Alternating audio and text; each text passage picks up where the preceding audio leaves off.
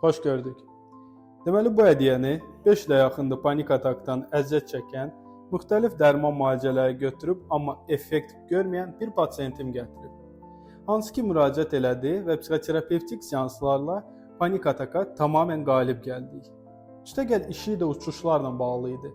Lakin 2 ilə yaxın idi bu uçuşlarda iştirak edə bilmirdi. Aviafobiya yaranmışdı və ümumiyyətlə hər bir uçağa və uçuşa qarşı qorxu aerofobiya. Panik atakla yanaşı bu fobiyalarda qalib gəldik və ilk getdiyi Səudiyyə Ərəbistanının Mədinə şəhərindən belə gözəl bir ətir gətirib. Təşəkkür edirəm, sağ olsun və xatırlatmaq istəyərdim ki, panik atak və digər təşviş həyəcan pozuntularına qalib gəlmək olur.